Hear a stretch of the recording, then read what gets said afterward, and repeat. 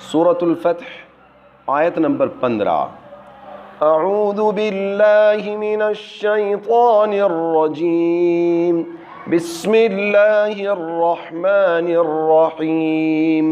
سيقول المخلفون إذا انطلقتم إلى مغانم لتأخذوها ذرونا نتبعكم يريدون أن يبدلوا كلام الله قل لن تتبعونا كذلكم قال الله من قبل فسيقولون بل تحسدوننا بل كانوا لا يفقهون إلا قليلا۔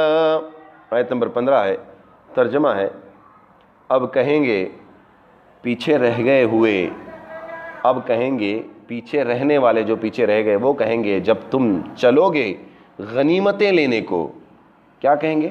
چھوڑو ہم بھی چلیں تمہارے ساتھ۔ چاہتے ہیں کہ بدلے اللہ کا کہا تو کہہ دے تم ہمارے ساتھ ہرگز نہ چلو گے، یوں ہی کہہ دیا اللہ نے، یعنی اللہ نے کہا ہے پہلے سے۔ پھر اب کہیں گے نہیں تم تو جلتے ہو ہمارے فائدے سے، کوئی نہیں پرواہ نہیں سمجھتے ہیں وہ نہیں سمجھتے ہیں مگر تھوڑا سا، یعنی وہ بات کو سمجھتے نہیں۔ اب دیکھیے اس کی تفسیر کیا فرما رہے ہیں کہ جو لوگ حدیبیہ کے سفر سے پیچھے رہ گئے، نہیں سفر میں گئے، وہ ان قریب جب تم خیبر کی غنیمتیں لینے چلو گے، خیبر کی فتح ہونے کے بعد جب مال غنیمت تم کو بہت سارا مال ملے گا، مطلب یہ کہ خیبر فتح کرنے کے لیے جب چلو گے جہاں تم کو غنیمت ملنے والی ہے، تو یہ لوگ تم سے کہیں گے کہ ہم کو بھی اجازت دو، ہم بھی تمہارے ساتھ چلیں گے۔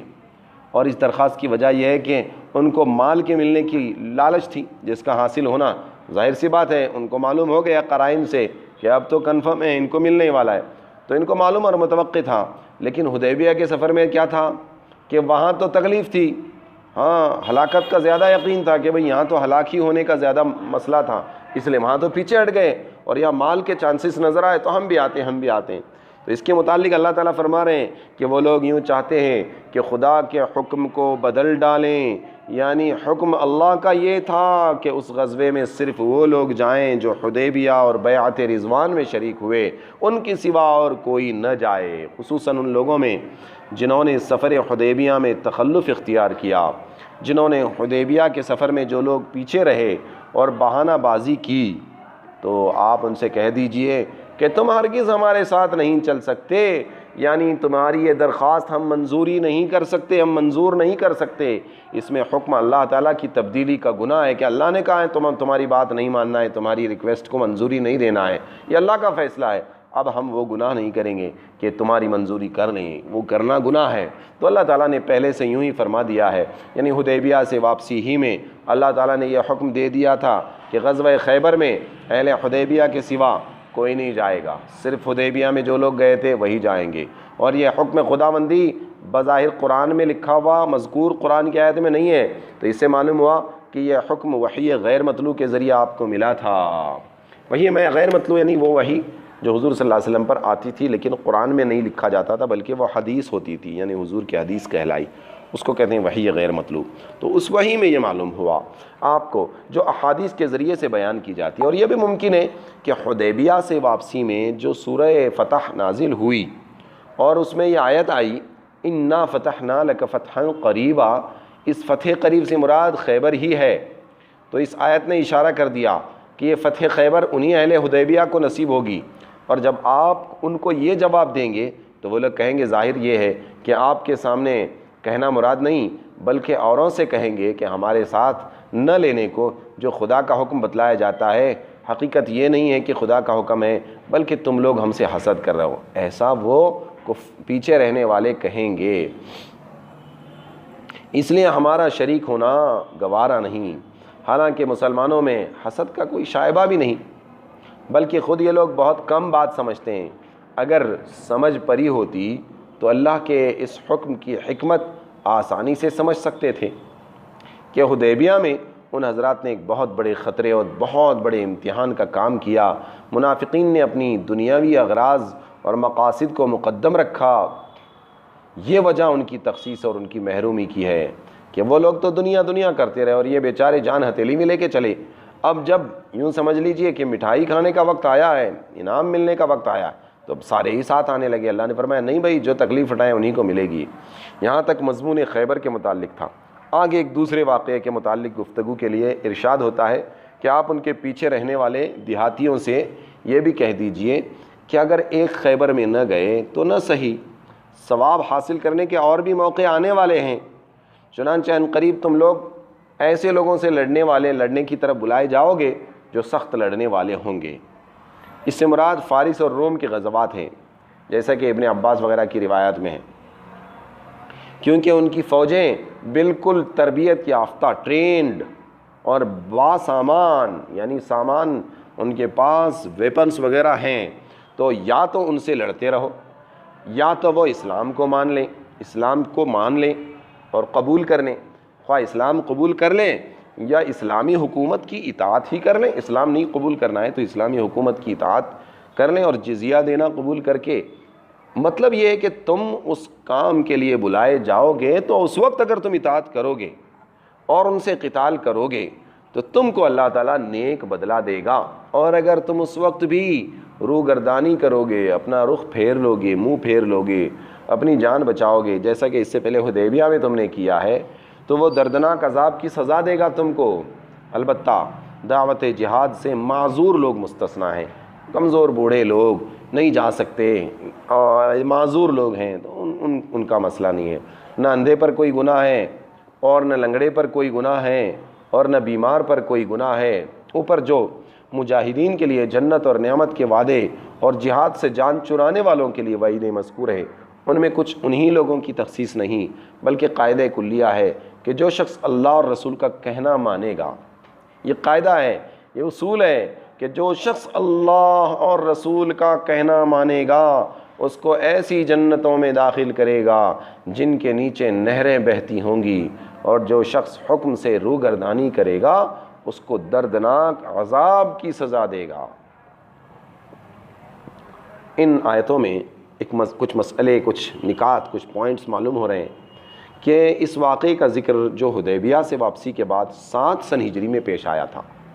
حدیبیہ سے واپس آنے کے بعد یہ ایک واقعہ 7 سن ہجری میں پیش آیا کہ جب حضرت صلی اللہ علیہ وآلہ وسلم نے غزوہ خیبر کا ارادہ فرمایا تو صرف ان لوگوں کو ساتھ لیا جو حدیبیہ کے سفر میں اور بیعت رضوان میں آپ صلی اللہ علیہ وسلم کے ساتھ شریک تھے.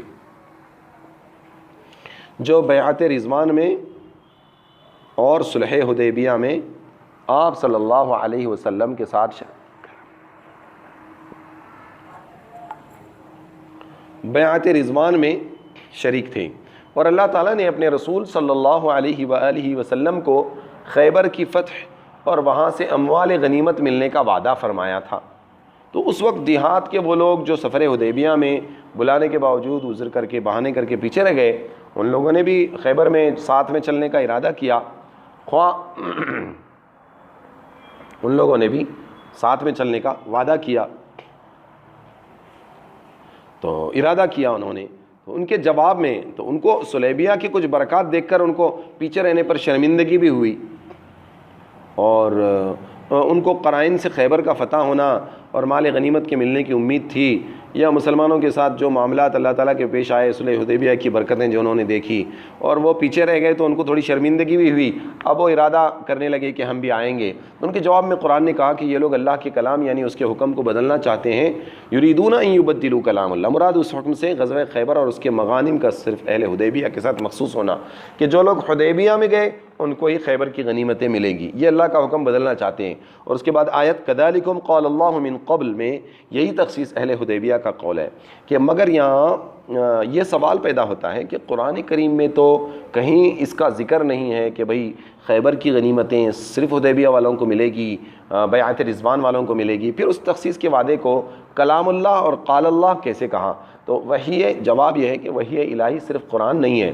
وحی صرف قرآن نہیں ہے. اللہ کے نبی پر جو وحی آتی تھی وہ صرف قرآن میں ہی موجود نہیں ہے, منحصر نہیں ہے. قرآن کے علاوہ بھی وحی کے ذریعے بہت سے حکم آئے ہیں, اور احادیث رسول بھی اللہ کے کلام ہی ہے. علماء نے فرمایا یہ تخصیص اہل حدیبیہ، اہل حدیبیہ کو خاص کرنے کا جو وعدہ اللہ تعالیٰ نے فرمایا، اس کے قرآن میں کہیں بھی اوپنلی صراحتاً ذکر نہیں، بلکہ یہ تخصیص اہل حدیبیہ کا وعدہ اللہ تعالیٰ نے وحی غیر مطلوع کے ذریعے سے رسول اللہ صلی اللہ علیہ وآلہ وسلم سے سفر حدیبیہ میں فرمایا تھا۔ اسی کو اس جگہ کلام اللہ اور قال اللہ کے الفاظ سے تعبیر فرمایا۔ اب اس سے معلوم ہوا کہ اس کے علاوہ احکام قرآن کے جو صحیح حدیثوں میں جو احکام مذکور ہیں وہ بھی حسب تصریح اس آیت کے کلام اللہ اور قول اللہ ہیں۔ جو ملحدین انکار کرنے والے احادیث رسول صلی اللہ علیہ وسلم کو دین میں حجت اور دلیل نہیں مانتے، یہ آیتیں ان کے الحاد کو کھولنے کے لیے کافی ہیں۔ یہ آیتیں بتا رہی ہیں کہ حدیث بھی اللہ کا کلام ہے۔ تو کچھ ایسے بھی لوگ ہیں نا سمجھ دنیا میں آج کہ جو کہتے ہیں کہ صرف قرآن ہمارے لیے کافی ہے، ہمیں حدیث کی ضرورت نہیں۔ کتنا بڑا کفر ہے اور کتنی بڑی نادانی ہے، اللہ معاف فرمائے۔ دیکھیے قرآن میں صاف اللہ فرما رہا ہے کلام اللہ ہے۔ رہا یہ معاملہ کہ اسی صورت میں جو سفر حدیبیہ کے شروع میں نازل ہوئی ہے، یہ الفاظ قرآن میں موجود ہیں، اَتَابَهُمْ فَتْحًا قَرِيبًا، اور باتفاق مفسرین یہاں فتح قریب سے فتح خیبر مراد ہے۔ تو اس طرح قرآن میں فتح خیبر کا اور اس کی غنیمتوں کا اہل حدیبیہ کو ملنے کا وعدہ آ گیا، وہی اس لفظ کلام اللہ اور قال اللہ کی مراد بھی ہو سکتی ہے۔ تو حقیقت یہ ہے کہ اس آیت میں غنیمت کا وعدہ تو ہے، مگر اس کا کہیں ذکر نہیں کہ غنیمت اہل حدیبیہ کے ساتھ ہی خاص ہوگی، دوسرے لوگوں کو نہیں ملے گی۔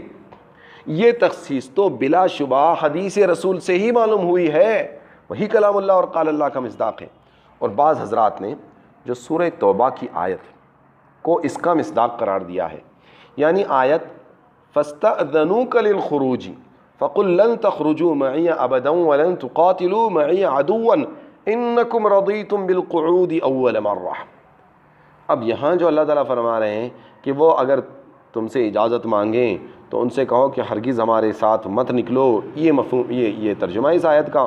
تو یہ سورہ توبہ کی آیت میں یہ یہاں مراد نہیں ہے کہ یہ آیات غزوہ تبوک کے متعلق آئی ہیں، اور غزوہ خیبر کے بعد سن 9 ہجری میں وہ ہوا ہے، یعنی 9 سن ہجری میں، بہت بعد میں ہوا ہے وہ۔ قرطبی وغیرہ قل لن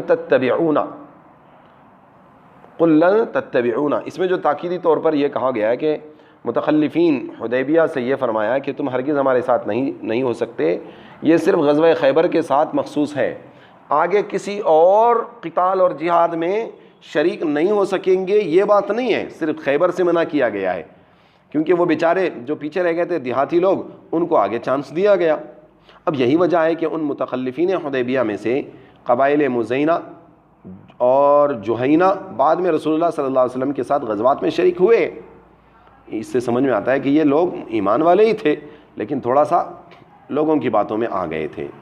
تو متخلفین حدیبیہ میں سے بعض لوگ بعد میں تائب ہو کر جی یہاں دیکھیے، یہاں بتا رہے ہیں توبہ کر کے وہ سچے مسلمان ہو گئے، سچے مسلمان بن گئے بعد میں توبہ کر کے۔ اور غزوہ خیبر کے وقت جتنے متخلفین حدیبیہ تھے سبھی کو اس جہاد کی شرکت سے روک دیا گیا تھا، حالانکہ ان میں سب منافق نہیں تھے، کچھ منافق ضرور تھے لیکن سب نہیں تھے، بعض مسلمان بھی تھے اور بعض اس وقت منافق تھے، لیکن بعد میں اللہ نے ان کو توفیق ایمان عطا فرمائی۔ اس لیے ایسے لوگوں کی دلجوئی کے لیے، ان کا دل خوش کرنے کے لیے اگلی آیتیں اللہ نے نازل فرمائی جن میں ان کو تسلی دی گئی ہے۔ اگرچہ غزوہ خیبر اللہ کے وعدے کے مطابق اہل حدیبیہ کے لیے خاص کر دیا گیا تھا، مگر جو مخلص مسلمان ہیں اور دل سے شرکت جہاد چاہتے ہیں ان کے لیے دوسرے مواقع آنے والے ہیں۔ ان مواقع کو قرآن کریم ایک خاص پیشن گوئی کی صورت میں بیان فرماتا ہے، جس کا ظہور حضرت صلی اللہ علیہ وسلم کے بعد ہونے والا ہے۔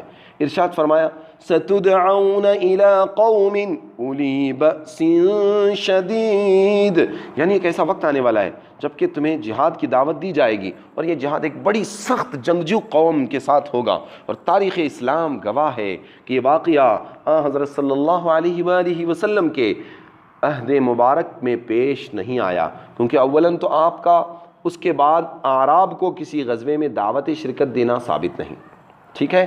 ہاں، آپ صلی اللہ علیہ وسلم نے شرکت کی، دیہات والوں کو کسی غزوے میں شرکت کی آپ نے دعوت نہیں دی، اعراب یعنی دیہات والے، اور ثانی اس کے بعد کسی ایسی قوم سے مقابلہ بھی نہیں ہوا جس کے بہادر اور سخت ہونے کا قرآن نے ذکر فرمایا، کیونکہ غزوہ تبوک میں اگرچہ مقابلہ ایسی قوم سے تھا مگر نہ اس غزوے میں اعراب کو دعوت دینا ثابت ہے، دیہاتیوں کو، اور نہ اس میں قتال اور لڑائی کی نوبت بھی نہیں آئی اس میں، اس غزوے میں. کس غزوے میں؟ تبوک میں. تو مقابل آدمیوں پر اللہ نے تو رعب ڈال دیا تھا، وہ تو ڈر گئے تھے اور وہ مقابلے پر نہیں آئے. تو حضرت صلی اللہ علیہ وسلم اور صحابہ بغیر قتال کے واپس، بغیر لڑائی کے واپس آئے. اور غزوہ حنین میں بھی ان کو دعوت دینا ثابت ہے. ان کو غزوہ حنین میں نہ ان کو دعوت دینا ثابت ہے اور نہ اس وقت مقابل کوئی ایسی قوم تھی جو سخت ساز و سامان والی ہو. اس لیے تمام ائمہ تفسیر میں سے بعض نے فرمایا کہ اس سے مراد فارس اور روم، کسرا اور قیصر، تو ان کی لڑائیاں، ان قوموں سے لڑائیاں ہیں. وہ حضرت فاروق اعظم رضی اللہ عنہ کے زمانے میں ہوا، وہ عہد میں ہوا. اور حضرت رافع ابن خدیج رضی اللہ عنہ نے فرمایا کہ ہم قرآن کی آیت پڑھتے تھے اور ہمیں معلوم نہیں تھا کہ اس قوم سے کون سی قوم مراد ہے، یہاں تک کہ حضرت صلی اللہ علیہ وسلم کے بعد صدیق اکبر رضی اللہ عنہ نے اپنی خلافت کے زمانے میں ہمیں بنو حنیفہ اہل یمامہ یعنی مسیلمہ کذاب کی قوم کے ساتھ جہاد کرنے کی دعوت دی. اس وقت ہم سمجھے کہ یہی قوم اس آیت کی مراد تھی، مگر ان دونوں اقوال میں کوئی تضاد و تعارض نہیں ہو سکتا. ہو سکتا ہے کہ سبھی قومیں اس میں داخل ہوں، ہے نا، وہ بھی داخل ہوں. امام قرطبی نے اس کو نقل کیا ہے اور فرمایا کہ یہ آیت اس کی دلیل ہے کہ حضرت صدیق اکبر اور فاروق اعظم رضی اللہ عنہ کی خلافت حق کے مطابق تھی. ان کی دعوت کا ذکر خود قرآن نے آیت مذکورہ میں فرمایا کہ یہ لوگ جو بلاتے تھے وہ حق پر تھے اور حق کی طرف بلاتے تھے. تبھی تو اللہ نے فرمایا نا ستدعون، تمہیں بلایا جائے گا. تو کون بلائے گا؟ تو حضرت ابوبکر صدیق نے بلایا، عمر فاروق نے بلایا ہے. تو اس کا مطلب یہ لوگ حق پر تھے، قرآن نے گواہی دی. اور بھی بے شمار پورا قرآن بھرا پڑا ہے ماشاءاللہ صحابہ کی صداقت پر، قرآن کریم گواہی دیتا ہے. یہ بھی آیت اس میں سے ایک ہے. اور آیت تقاتلونہم او یسلمون، بات پوری ہو رہی ہے ہماری. حضرت ابی کی قرات میں او یسلمو بغیر نون کے آیا ہے، اس لیے قرطبی نے اس کے مطابق حرف او کو حتیٰ کے معنی میں لیا ہے، یعنی اس قوم سے قتال اس وقت تک ہوتا رہے گا جب تک کہ وہ مطیع اور فرما بردار نہ ہو جائیں، خواہ اسلام قبول کر کے یا اسلامی حکومت کی اطاعت کر کے، اطاعت میں رہنا قبول کر کے. بہرحال پوری درس ماشاءاللہ آپ لوگوں نے سنا. اللہ آپ کو ہم کو جزائے خیر عطا فرمائے. مصیبت مشکل تکلیف کے وقت میں اللہ کے دین کی مدد کرنا یہ ضروری ہے، پھر اللہ رب العزت انشاءاللہ ضرور فتوحات عطا فرمائیں گے. اللہ ہم سب کی مدد فرمائے، اللہ عمل کی توفیق عطا فرمائے.